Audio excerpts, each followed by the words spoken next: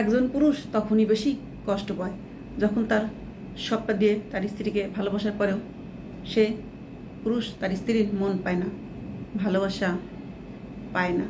সেই স্ত্রী সেই স্বামীকে অবহেলা করে, অবজ্ঞা করে এবং বাপের বাড়ির কথায়, আত্মীয় স্বজনের কথায় স্বামীর সাথে খারাপ ব্যবহার করে, খারাপ আচরণ করে।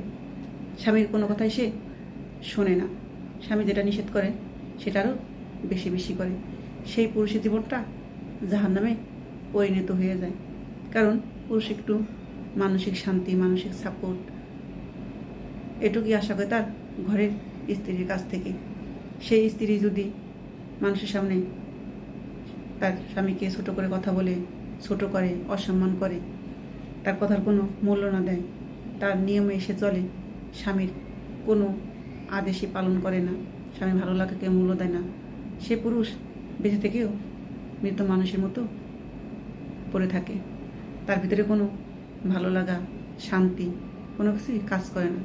সে পুরুষটা বেঁচে থেকেও মরে যায়। কারণ কি জানেন? ঘরের বউ যদি স্বামীর কথা শোনে, স্বামীর ভালো লাগা মন্দ লাগার দিকে খেয়াল রাখে, পুরুষ অভাবে থাকলেও সুখে থাকে তার লাইফটা। তার অভাব কখনো গায়ে লাগে না, কারণ তার স্ত্রী সবটা সামলে নেয়, তাকে ভীষণ ভালোবাসে, আগলে রাখে, তার সংসারটা মনের মতো করে সাজিয়ে রাখে। স্বামীর কষ্টের কথা ভাবে, স্বামীর উপর বেশি প্রেশার দেয় না, কোনো কিছু নিয়েও না। ঠিক আছে, স্ত্রী তো সেই যে স্বামীর আয় বুঝে ব্যয় করে, স্বামীর ভালো লাগা মন্দ লাগা সব দিকেই তার খেয়াল, এবং স্বামীকে কেউ কটু কথা বললে তার মুখের উপর জবাব দিয়ে দেয়, তার সাথে সম্পর্কই রাখে না, সে বাড়িতে যাওয়ায় বন্ধ করে দেয়। প্রত্যেকটা পুরুষই এমন একজন স্ত্রী আশা করে। সেই পুরুষই যদি বইয়ের হাতে লাঞ্ছিত হয়, অবহেলিত হয়, তাহলে সেই পুরুষের জীবন আর জীবন থাকে না।